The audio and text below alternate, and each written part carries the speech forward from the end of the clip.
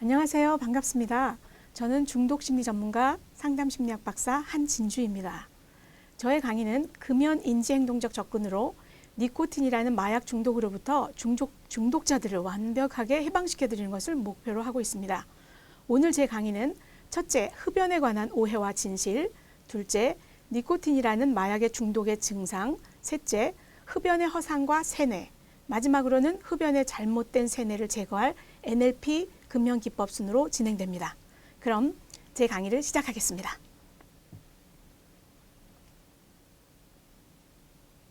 자, 후두암 1ml 주세요. 폐암 하나 주세요. 뇌졸중 2갑 주세요. 오늘 또 당신이 스스로 구입한 질병, 흡연, 치료하지 않으면 죽음에 이를 수 있습니다. 흡연은 질병입니다. 치료는 금연입니다. 자, 여러분, 이 금연 광고 TV에서 많이 보셨죠? 이 금연 광고를 보니까 어떤 생각, 어떤 느낌이 드나요? 어떤 분들은 에이 뭐 저렇게까지 광고를 하냐고, 또는 에이 재수 없으면 뭐 그럴 수도 있겠지, 또는 어떤 분들은 아예 일부러 이 광고 자체를 안 보려고 회피하는 분들도 있을 것입니다. 그러나 이 광고 내용은 모두 사실입니다. 몇 달 전에 저희 오빠도 흡연 때문에 폐암 4기로 돌아가셨습니다. 저는 이 광고를 처음에 봤을 때 굉장히 큰 충격을 받았습니다. 그래서 우리나라가 이 흡연자들에게 금연에 대해서 이렇게도 광고를 할 수 있구나. 이것을 저는 그때 보고 나도 또는 우리가 할 수 있는 한 이 금연에 대한 어떤 철저한 교육 내지는 각오가 필요하다는 것을 그때 결심하게 되었습니다. 흡연자 여러분은 언제부터 담배가 필요했나요? 몇 년 이상 담배를 피운 흡연자들은 언제부터인가 항상 담배가 필요한 상황이 생긴다고 말합니다. 예를 들면 식사 후 또는 스트레스 받을 때, 업무를 마치고 휴식을 취할 때 또는 술 마실 때 등으로 이런 상황에서 너무나도 쉽게 당연하게 담배를 피우기 때문에 의례 이런 상황에서는 자동으로 담배를 피워야 한다는 것으로 생각하기 일쑤입니다. 그러나 그것이 사실일까요? 원래부터 여러분들은 태어날 때부터 그런 상황이 되면 담배가 피우고 싶었을까요? 그게 당연한 걸까요? 자, 이제부터 이 문제들을 진지하게 짚어나가도록 하겠습니다. 담배가 필요하다는 상황, 이것은 사실 흡연자들의 착각이고 망상입니다. 이 세상에 담배가 필요한 상황 따위는 존재하지 않습니다. 인간은 원래 마약이나 담배에 의존하지 않아도 사는데 아무런 지장 없이 만들어진 존재입니다. 그럼 우리는 언제부터 그리고 왜 담배가 필요하다는 착각과 망상을 가지고 살게 되었을까요? 지금 여러분들이 맨 처음 담배를 피우던 시절을 떠올려 보세요. 첫 담배를 피웠던 시절, 아니면 이제 막 담배를 배우고 있는 그 시기를 생각하면 좋겠습니다. 그 당시 여러분들은 담배를 원하면 피우고 원치 않으면 얼마든지 자유롭게 끊을 수 있다고 자신했을 것입니다. 왜냐하면 그 당시 여러분들은 담배 맛이 너무나 역겹고 독하고 또 담배의 필요성을 절실하게 느끼지도 못했기 때문입니다. 하지만 여러분의 신체는 지금이나 그때나 똑같이 니코틴이라는 강력한 마약을 받아들인 상태입니다. 니코틴은 담배를 끊고 우리의 신체에서 빠져나가며 이탈감, 즉 금단 증상을 만들어냅니다. 그러나 신체적 금단이란 지난 강의에서도 설명드렸듯이 아주 미약한 것이어서 큰 문제가 되지 않습니다. 흡연자가 느끼는 신체적 금단 증상은 기껏해야 허전한 느낌, 불안감, 손이 심심한 느낌 정도에 불과합니다. 그나마도 이런 것들은 아주 예민한 사람만이 느낄 수 있는 현상입니다. 그러나 다시 담배를 피게 되면 부분적으로 그런 불안감이 해소되고 안정감을 느끼게 됩니다. 흡연자가 담배를 피울 때 안정감을 느끼는 이유는 단 하나, 담배가 불안감을 유발하기 때문입니다. 처음 담배를 피웠을 때 당시 여러분은 그 어떤 상황에서도 담배가 꼭 필요하다고 생각하지는 않았을 것입니다. 그저 담배를 왜 피우는지를 모른 그냥 역겨운 물건 정도로 취급했을 뿐이지요. 그럼에도 불구하고 담배가 약간의 맛과 멋과 안정감을 준다는 그 호감과 호기심을 가진 상태였지요. 이런 상황에서 여러분은 담배가 필요한 상황으로 조금씩 학습해 나가기 시작합니다. 담배가 필요한 상황이란 첫째, 스트레스 상황에서 친구가 담배를 피우며 진정하는 모습을 보았나요? 술자리에 갔더니 친구들이 다들 담배를 피우며 즐거워하는 모습도 있었겠지요. 둘째, 외롭고 허전할 때 어떤 친구들은 담배를 피우면 위안이 된다는 말을 합니다. 셋째, 중요한 일이 있을 때 담배를 한 대 피우고 시작하는 경향이 있습니다. 넷째, 심심할 때 또는 할 일이 없을 때 담배를 한 대 피우면 마음이 좀 달래지는 것처럼 느낄 수도 있습니다. 다섯째, 식사 후에 식후 땡이라는 표현을 쓰며 다들 식사 후 담배를 마시겠어 합니다. 여섯째, 섹스 후에 TV나 영화에서 남녀 간의 성관계를 마친 후 담배를 피우는 모습이 자주 묘사됩니다. 이 외에도 꽤 많은 흡연 세월을 보내며 대단히 많은 흡연의 필요성을 학습하게 됩니다. 이러한 필요성들은 담배를 시작하는 당시에는 의식적으로 생각하지만 세월이 가면 갈수록 점차 무의식적으로 고착되어 버립니다. 일단 무의식의 자리가 잡힌 뒤에는 우리는 이것을 당연하다고 여깁니다. 이것이 반복 학습의 효과입니다. 아, 스트레스를 받았으니 담배나 한 대 피워야지. 중요한 일이 있는데 담배나 한 대 피워야지. 아이고, 심심한데 뭐 담배나 한 대 피워야지. 등등. 그러나 이런 의식적인 행동은 점차 해를 거듭할수록 무의식화됩니다. 그래서 나중에는 그런 상황이 되면 특별한 생각 없이 자동으로 담배를 피우게 되는 것이지요. 그리고 흡연자들은 착각합니다. 원래 이런 상황에서는 담배가 꼭 필요한 것이라고. 흡연 욕구는 당연하고 자연스러운 현상이라고. 아닙니다. 흡연은 당연한 것도 아니고 필요한 것도 아닙니다. 흡연은 착각입니다. 지금 이 자리를 빌어 단호하게 선을 그어주십시오. 여러분이 느끼는 흡연 욕구는 세뇌의 결과입니다. 담배 산업과 흡연자 사회의 세뇌에 의한 결과입니다. 여러분이 느끼는 특정 상황의 흡연 욕구는 100% 학습과 세뇌에 의한 결과이지 여러분의 신체가 자연스럽게 요구하는 것이 절대로 아닙니다. 또한 이런 흡연 학습은 올바른 학습이 아니라 그릇된 정보를 일방적으로 주입당한 세뇌라고 볼 수 있습니다. 금연은 이렇게 담배의 정체를 알면 가능해집니다. 사람들은 어떻게 담배의 본질을 아는 것만으로 담배를 끊을 수 있느냐고 반문하기도 합니다. 그러나 여기에 그 해답이 있습니다. 여러분이 느끼는 흡연 욕구는 100% 그릇된 학습의 결과입니다. 그것은 잘못된 세뇌의 결과입니다. 그렇다면 그 학습이 잘못되었음을 보여주고 여러분이 느끼는 흡연의 필요성 또한 거짓이며 전혀 허황된 것을 밝히기만 하면 됩니다. 도둑이 몰래 들어왔다가 주인에게 들키면 도망가듯이 세뇌는 진실을 마주하는 순간 사라지는 허상입니다. 북한 정권이 가장 두려워하는 것은 사람들이 세뇌의 덫에서 빠져나와 진실을 마주하는 것입니다.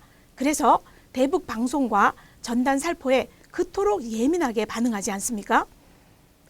북한 주민들 모두가 진실을 깨닫고 자유를 요구한다면 그 북한 정권의 붕괴는 너무나도 뻔한 것이기 때문입니다. 세뇌는 이렇게 강력합니다.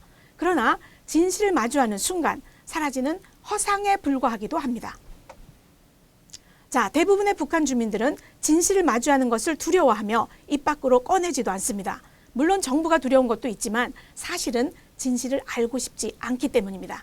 북한 밖에 더 좋은 세상, 더 자유로운 세상이 있다는 그 진실을 받아들이기가 두렵습니다. 왜냐하면 그 진실을 알고 나면 자신들이 그 현실에 처해 있는 것이 불행해지기 때문입니다. 그러나 용기 있는 주민들은 목숨을 걸고 탈출을 시도합니다. 그리고 자유를 얻고 자신이 믿었던 것들이 세뇌이자 허상이었음을 확인합니다. 그런 그들은 자유를 누릴 자격이 있습니다. 자, 흡연자는 어떤가요? 여러분은 담배를 끊기 위해서 목숨을 걸 필요가 있나요? 뭐 까짓것, 좀 담배 못 끊으면 어때? 그래도 나는 담배의 진실을 한번 알아봐야지. 이 정도의 마음가짐만 내어도 충분합니다. 자, 이제 결심하십시오. 금연은 단지 결심만으로도 절반은 왔다고 볼 수 있습니다. 자, 여러분, 당신은 담배에 무엇을 좋아하고 있습니까? 당신은 담배에 무엇이 그렇게 좋다고 여깁니까? 좋아하는 것과 어쩔 수 없이 하는 것에는 분명한 차이가 있습니다. 그럼에도 끝까지 담배가 좋다고 주장하는 사람들도 있습니다. 그들의 마음을 이해하지 못하는 것은 아니지만 안타까운 마음이 더 큽니다. 여러분들은 그 첫 담배의 맛이 얼마나 역겨웠는지, 그리고 그 역겨운 맛에 익숙해지려고 얼마나 노력했는지를 잊었습니다. 흡연으로 인한 건강 악화, 돈 낭비, 사회적 낙인, 노예 같은 생활, 역겨운 냄새 등 끔찍한 단점들을 감수하고라도 담배가 정말 좋다고 말하는 사람들의 심리는 도대체 어떤 것일까요? 그들의 주장을 한번 파헤쳐 볼까요? 어떤 이들은 담배에 향이 좋아서 피운다고 합니다. 담배의 향이 좋다면 향만 맡으면 되지 왜 꼭 피울 이유는 없잖아요. 둘째, 담배가 맛있어서 피운다고요? 이 세상에는 담배보다 맛있는 음식이 얼마든지 있습니다. 당신이 담배를 피우는 이유는 맛 때문만이 아닐 것입니다. 셋째, 담배 피우는 모습이 멋있어서 피운다고요? 100번 양보해서 담배 피우는 모습이 멋있다고 쳐요. 그러면 금연초를 피워보는 것은 어떨까요? 물론 제가 금연초를 권하는 것은 아닙니다. 하지만 같은 방식으로 중독되지도 않고 멋의 측면에서는 동일한 효과를 누릴 수 있다는 것이지요. 그러나 흡연자 여러분은 금연초를 원하지 않습니다. 왜냐고요? 그들의 대답은 우습게도 금연초는 맛이 없기 때문이라고 합니다. 멋과 맛, 무관한 이야기지요. 넷째, 어떤 분들은 손이 심심해서 또는 입이 심심해서 담배를 피운다고 합니다. 그럼 왜 불까지 붙여요? 그냥 손에 들고만 있고 입에 물고만 있는 대형품들도 많은데요. 자, 그래서 흡연자들의 이런 주장들은 모두 사실이 아닙니다. 논리적으로 맞지 않아요. 흡연자가 진짜 담배가 필요하다고 느끼는 순간은 스트레스 받을 때와 휴식을 취할 때라고 했는데 이것은 정반대의 상황이잖아요. 그리고 또 흡연자가 진짜 담배가 필요하다고 느끼는 순간은 집중할 때와 심심할 때라고 했는데 이거 역시 정반대의 상황입니다. 어떻게 하나의 물건이 정반대되는 상황에 똑같이 도움이 될 수 있냐고요. 이와 같이 정상적인 사고로는 분명히 모순임에도 불구하고 흡연자들은 담배 산업에서는 이렇게 모순된 주장을 합니다. 이 흡연자들과 담배 산업에서 이런 모순된 주장을 하는 것이죠. 흡연은 이 모든 상황에 다 도움이 된다고 말이에요. 이것은 우리가 조금만 관심을 가지고 살펴보면 금방 알아낼 수 있는 모순된 사기 행각입니다. 그럼에도 불구하고 여러분들이 왜 그렇게 맹목적으로 그 모순된 이론을 추종하며 담배를 피울 수밖에 없었는지 그 비밀을 한번 이야기해 볼까요? 그것은 사실 담배 산업과 흡연자 사회에 의해서 만들어진 세뇌의 결과입니다. 즉, 그것은 환상에 불과합니다. 세뇌, 브레인워시, 내 뇌를 씻어서 거짓된 정보를 입력해서 내 의지와는 상관없이 행동하게 하는 것. 그래요. 이것이 세뇌입니다. 이 세뇌는 매우 무섭고 강력합니다. 그러나 저 북한의 사상교육에서 보았듯이 그 강력한 세뇌 역시 진실을 마주하는 순간 사라지는 허상입니다. 이제 진실을 받아들이세요. 그리고 금연하세요. 이제 금연하셔도 됩니다. 자, 그러면 이제 성공적인 금연을 위하여 금단 현상에 대한 명확한 개념을 알아보도록 하겠습니다. 대부분의 사람들은 니코틴 중독의 금단 증상에 대하여 정신적인 부분은 간과하고 신체적인 부분만 생각하고 넘어가는 경향이 있습니다. 이 니코틴은 인류에게 알려진 마약 중 가장 빠르게 사람을 중독시키고 그만큼 빨리 체외로 배출되는 마약입니다. 담배를 피운 후 6시간 정도 지나면 혈중 97%의 니코틴이 체외로 배출되고 3일 후에는 신체에 거의 없어집니다. 이렇게 신체적인 금단 현상은 매우 미약하고 혹 증상이 느끼더라도 별로 크게 문제가 될 것이 없습니다. 그러나 불안, 초조, 짜증, 예민, 가슴 답답함, 입안이 바짝 타들어가는 느낌, 손발의 떨림, 손의 떨림, 이런 것들은 정신적인 것들입니다. 흡연자가 담배를 끊을 때 느끼는 현상은 대부분 정신적인 박탈감과 우울함 또는 희생감, 불안 심리 등입니다. 그렇다면 그동안 우리를 이렇게 어렵게 했던 이 니코틴 중독의 증상들에 대해서도 분석해 볼 필요가 있습니다. 중독 증상에서 첫째로 중요한 것은 증상 자체가 아니고 담배가 소중하다고 생각하는 발상에서 오는 우울감과 박탈감이 가장 큰 요소를 차지한다는 것입니다. 둘째로 중요한 것은 모든 증상은 정신적인 부분이라는 것입니다. 자, 그러면 니코틴이라는 마약의 중독 증상들은 어떤 것이 있는지 구체적으로 알아보겠습니다. 자, 증상 1, 흡연의 끔찍한 단점에 대해서 눈을 감는다. 그래요. 흡연자는 이미 흡연의 단점에 대해서 잘 알고 있습니다. 그것은 더럽고 역겹고 비참하고 끝없는 기침과 가래를 유발하고 건강이 악화되고 폐암에 대한 공포가 있고 또는 돈이 낭비된다는 이런 것들입니다. 그러나 설마 내가 폐암에 걸리겠어? 그런 병에 걸리기 전에 내가 끊으면 되지. 기침이 계속 나오는 건 감기가 오래 걸려서 그런 거야. 돈, 담배가 그게 뭐 얼마나 되겠어? 그리고 난 담배가 그렇게까지 더럽고 나쁘다고 생각은 잘 안 해. 그건 뭐 잘 모르겠는데. 점점점. 이렇게 사람들은 간단하게 생각하고 회피적으로 생각한다는 것이죠. 이렇게 흡연 중독자들은 분명한 사실을 받아들이지 않고 계속 자신의 흡연 이유를 합리화시킵니다. 증상 2. 자, 금연하라는 주변의 참견을 무시한다. 그래요. 흡연자들은 멀게는 사회의 압력, 가깝게는 가족의 압력에 늘 시달리지만 그런 것들을 언제나 무시하고 흡연으로 인해 자존심이 상하는 경우에도 아무리 자존심이 센 흡연자라도 그 비참한 굴욕을 기꺼이 감수하는 경향이 있습니다. 자, 증상 3. 담배 한 대 피우기 위해서 온갖 구차한 구실을 다 찾는다. 그래요.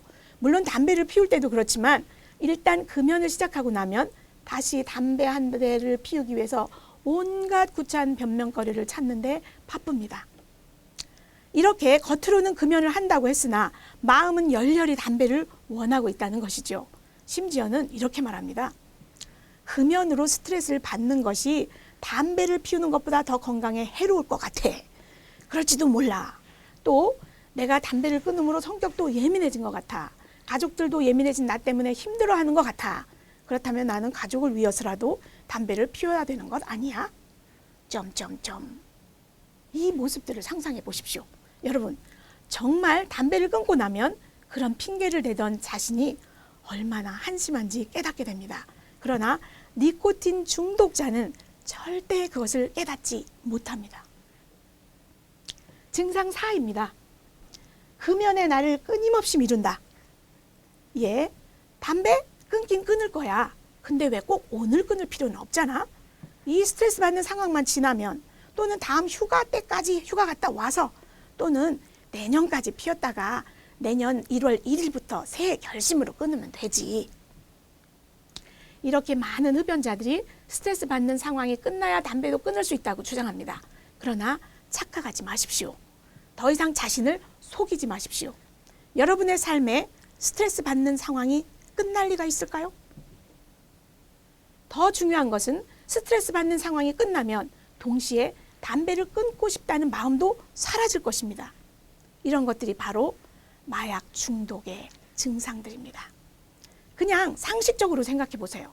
스트레스 받는 일이 끝나고 드디어 어딘가 휴가를 간다면 그 휴가지에서 담배가 빠져야 되겠습니까? 당연히 필요하겠죠. 금연의 좋은 시기 따위는 존재하지 않습니다. 결단만이 필요합니다. 이것을 명심해야 합니다. 마약 중독이 그토록 어려운 이유는 이처럼 교모하게 작용하기 때문입니다. 차라리 신체적으로 끔찍한 고통이 있고 그것만 견뎌낸다면 금연 성공이다 라고 한다면 오히려 많은 사람들이 성공할 것입니다. 그러나 마약은 그런 식으로 작동하지 않습니다. 늘 자신의 실체를 숨기고 교모한 핑계를 대게 만듭니다. 만약 담배를 피우며 위에 4가지 증상, 그 상황들이 떠오른다면 그건 여러분들의 생각이 아니라 마약 중독의 증상으로 생각하고 심각하게 받아들이기 바랍니다. 이러한 마약 중독의 증상들은 신체적인 부분보다 심리적인 부분이 훨씬 더 강력하고 교모합니다. 그렇다면 우리의 심리에 교모하게 파고든 이 흡연의 세뇌는 언제부터 시작된 것일까요? 담배가 필요하고 소중하다는 것은 외로움을 달래주고 우울함과 불안함을 달래준다는 이러한 종류의 세뇌 말입니다. 담배는 사실 이런 증상에 아무런 기능도 도움도 역할도 하지 않습니다. 우리는 태어나는 그 순간부터 흡연의 허상을 만들어내는 세뇌에 노출되어 있습니다. 주변의 흡연자, TV, 드라마, 영화, 각종 매스컴 등에서 담배는 항상 자신감과 용기, 스트레스 해소와 외로움을 달래주는 특정 소품으로 표현되어집니다. 담배를 아름답게 표현한 영화 중 국산 영화만 해도 공공의 적, 타짜, 설국열차, 신세계 등이 있고 이 영화에서는 끊임없이 흡연 장면을 보여줍니다. 그리고 여기서 표현되는 담배는 대체로 사람의 마음을 여는 소품, 긴장을 풀어주는 소품으로 또는 외로움과 불안을 달래주는 그 어떤 것으로 표현되기도 합니다. 그런 장면들을 보면서 감수성이 예민한 우리 청소년들은 얼마나 강한 영향을 받겠습니까? 청소년들에게 진짜 해를 끼치는 것은 알몸 노출이나 배드신만이 아니라 담배라는 마약 중독입니다. 중독성이 매우 높은 마약을 아름답게 표현하는 그 행위입니다.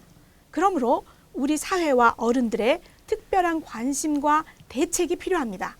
흡연에 관한 세뇌는 우리 아이들에게 가장 큰 악영향을 미치기 때문입니다. 자, 우리나라 질병관리본부에서 2014년 중고등학교 학생들 7만 5천 명을 대상으로 온라인 조사를 한 결과 부모 모두가 담배를 피우거나 형제 자매 가운데 흡연자가 있으면 청소년 자녀 흡연율이 약 17.8% 또는 15.8%로 나타났습니다. 집안에 흡연자가 없는 4.3%보다 무려 4배 정도 월등히 높은 수치입니다. 특히 친한 친구가 담배를 피울 경우 그렇지 않을 때보다 흡연율이 무려 17배나 높아졌습니다. 매일같이 생활하는 가족과 친구는 청소년의 흡연에 막대한 영향을 줄 수밖에 없습니다. 만약 흡연하는 여러분들에게 자녀가 있다면 백날 첫날 자녀들에게 금연을 경고해봤자 소용이 없습니다. 여러분이 원하든 원치 않든 담배를 피우는 것만으로 여러분들은 자녀에게 흡연을 권하고 있다는 사실을 명심하십시오. 아이들은 주변의 흡연자를 보며 멋있다고 느끼거나 부러움, 동경, 호기심 등 복합적인 감정을 느낍니다. 그 과정이 오래 둘수록 아이들의 뇌리에 담배는 꼭 한 번쯤 피워봐야 할 중요한 기호품 내지는 소품으로 자리 잡게 되는 것입니다. 또한 첫 담배의 맛이 역겹고 괴로움에도 불구하고 흡연에 익숙해지기 위해서는 자신의 상당한 노력이 필요하다고 여기는 것은 이 흡연을 마치 성인이 되기 위한 통과 의뢰로 생각하는 경향이 있기 때문입니다. 물론 청소년들은 여러 방면으로 흡연에 관한 세뇌에 노출되어 있지만 첫 담배에 불을 붙이기 전까지는 별 문제가 없습니다. 그러나 일단 첫 담배에 불을 붙이고 나면 이 니코틴 중독이 시작되고 그 중독은 세뇌를 거쳐 허상을 마치 사실인 것처럼 강력하게 믿게 만들어버립니다. 여러분은 이렇게 살면서 세뇌받았던 다양한 상황들에 직접 놓이게 되고 그때마다 담배를 피우기 시작합니다. 그리고 시간이 지날수록 그런 상황에서 담배를 피우는 것은 거의 무의식적으로 고착되어 갑니다. 나중에도 그런 계속된 그런 상황을 만나게 되면 기계적으로 담배를 피우고 싶다는 생각이 들고 여러분은 그것을 신체의 욕구처럼 착각하기도 합니다. 그러나 신체는 여기에 아무런 상관이 없다는 것을 명심하십시오. 여러분의 흡연 욕구는 여러분의 머릿속 생각에서 시작합니다. 담배 한 개피가 흡연자에게 불안정한 느낌을 유발하고 각각의 담배들은 그 느낌을 절대로 완화시키지 못할 뿐만 아니라 오히려 그 불안정한 느낌을 지속시킵니다. 이것이 니코틴이라는 마약의 덫의 가장 기본적인 구조입니다. 자, 한 번 더 정리한다면 이렇게 우리 사회의 이기와 담배 산업에 의한 강력한 세뇌 작용으로 수많은 흡연자와 중독자가 발생된다는 사실입니다. 이런 세뇌와 중독이 얼마나 많은 사람들을 맹목적으로 추종하게 만들었나요? 그러나 진실을 직면하여 담배에 대한 잘못된 착각과 환상을 버리고 흡연에 관한 모든 세뇌를 완벽하게 제거하고 나면 금연은 우스울 정도로 쉬워집니다. 자, 그러면 여기서 이제 흡연에 관한 잘못된 세뇌를 제거할 NLP 금연 기법을 안내하겠습니다. 여기서 NLP란 Neuro Linguistic Programming으로 이 신경 언어 프로그램을 말합니다. 이 기법은 20세기에 개발된 실용심리학의 한 분야로 인간 행동의 긍정적인 변화를 이끌어내는 기법과 지식체계의 명칭입니다.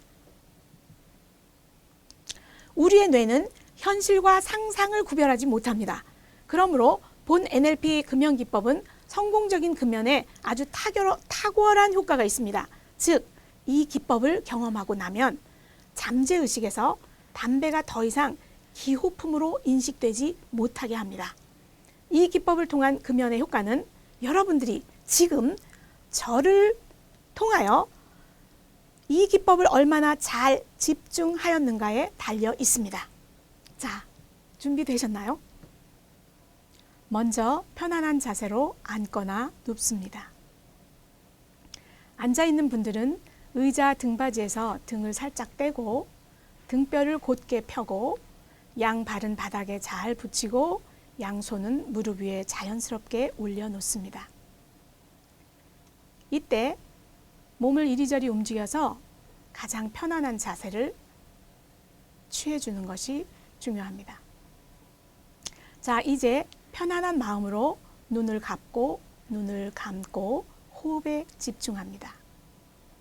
코를 통하여 천천히 숨을 들이마시고 내쉽니다. 숨을 들이쉴 때는 이 우주 가득 충만한 생명 기운을 들이마신다고 생각하고, 숨을 내쉴 때에는 내 몸속에 있는 탁한 기운을 모두 내보내서 정화한다고 생각하십시오. 숨을 내쉬고 들이쉬고를 3번 반복합니다.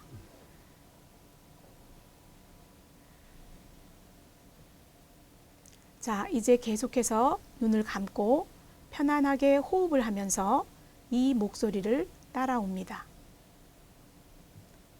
여전히 눈은 감은 채 마음의 눈으로 바라봅니다. 자, 지금 당신의 왼손 바닥 위에는 담배가 10개피 정도 올려져 있습니다. 그 담배를 코로 가져가서 냄새를 맡아보십시오. 그리고 그 촉감도 느껴보세요. 향기롭고 부드럽지요? 자, 이제 오른손 바닥을 마음의 눈으로 바라봅니다.